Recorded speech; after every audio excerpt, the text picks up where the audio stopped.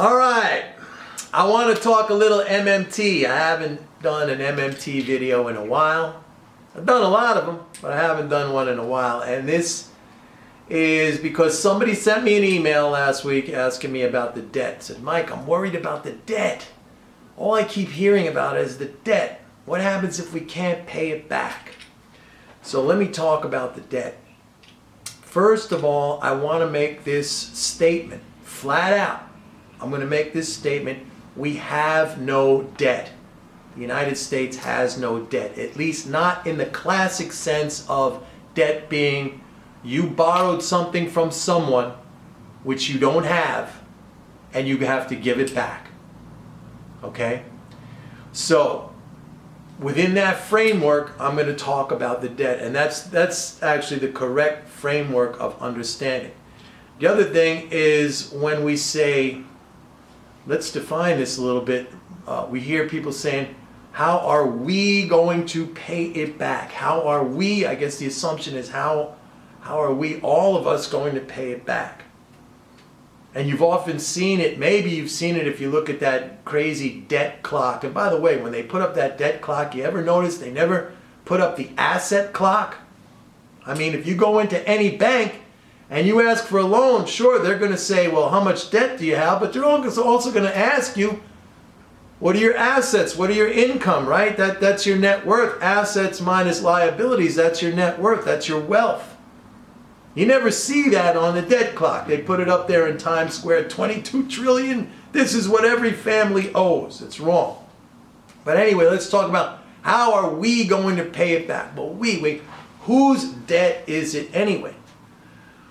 So this is the debt of the federal government of the United States. This is its liability. Okay? It is not our liability. It is the liability of the federal government of the United States. Now, how did this liability come about? It came about because in the course of history of the United States government, the federal government of the United States, paid out to provision itself, paid money to provision itself. In other words, to acquire goods and services, to run and to operate and to provide to its citizens, paying a military, establishing a military, paying for social programs, paying for infrastructure, let's say, paying for basic science and research. There's a million different things that the government spends money on, but the government spent money, paid dollars, US dollars, to people, firms, okay? And then took away a certain amount of those dollars in the form of taxes. So it spent more than it took away in taxes, and it spent precisely 22 trillion more than it took away in taxes. In other words, 22 trillion more dollars were paid to people than was taken away in the form of taxes. So we hold the $22 trillion excess above taxes that the government spent out over the course of its existence, going back to, 1776, what's that, 243 years, okay? So we own the 22 trillion. Now that 22 trillion above what was taken away from us in taxes, $22 trillion is being held in the form of government securities, treasury securities, and those are basically dollars that have a term or a duration, right? 2 years, 5 years, 10 years, and an interest payment attached to it. They're dollars. By the way, a dollar bill, or a $5 bill, or a $10 bill, or a $100 bill, is the same liability. Okay? That's the same liability. So if you have a $5 bill, or a $10 bill, or a $20 bill, or a $100 bill in your pocket, that is a liability of the federal government. But I'm sure nobody feels worried about that. If you have that money in your pocket, you know that is good money. you can go out and spend it. Same thing with the treasuries. Those are dollar bills that have been spent into existence, held in a little bit different form, that have not yet been collected back in the form of taxes, and they may never will. They keep adding, accruing to the non-government. That's us. For the government to eliminate that debt would mean it would have to take away those 22 trillion. Now, let's say you wanted to cash in the treasury. How does that happen? That is paying back, right? When the treasury, when those treasury securities reach maturity, what happens? The government takes them back, and then your bank account gets credited with cash. Dollar bills again.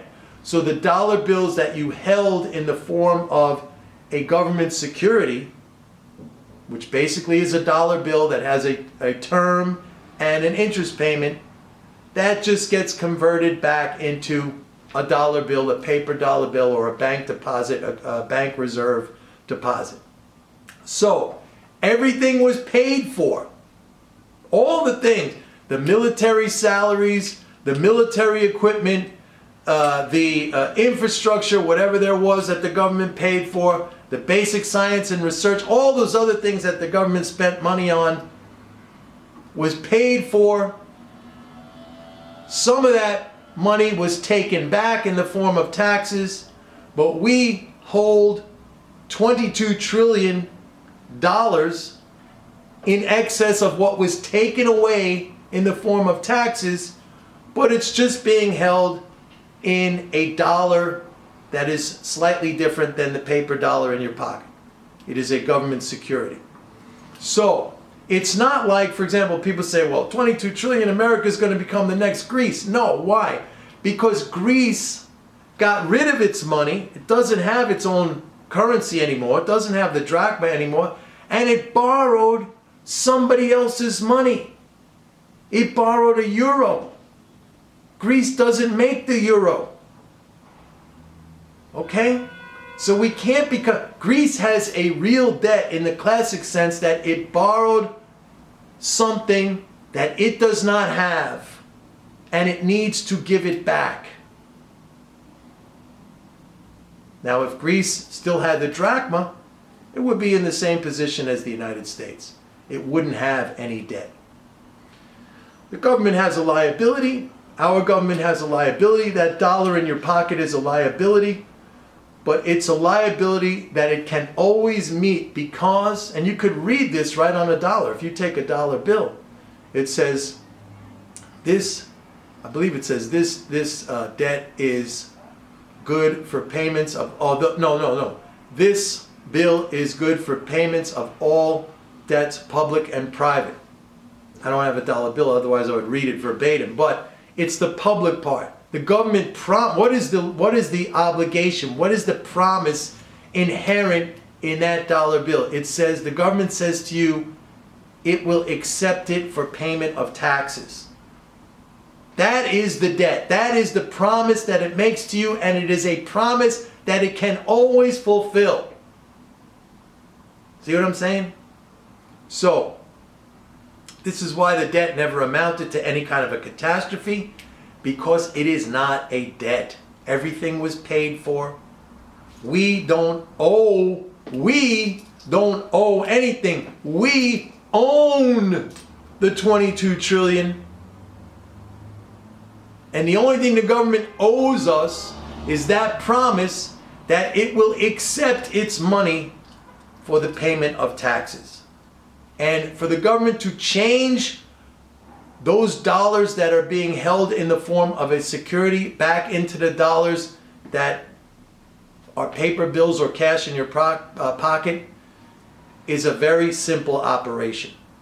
And it's done all the time, every day, every week, every month, every year. And I talk about this. And if you get my daily Treasury Statement Report, I show you that in the course of a year, you could look right now on the daily Treasury Statement, that last year alone, in a single year, the government redeemed over 100 trillion of its debt. Nobody talked about that. The world didn't end. No hyperinflation, no inflation even. So there you have it.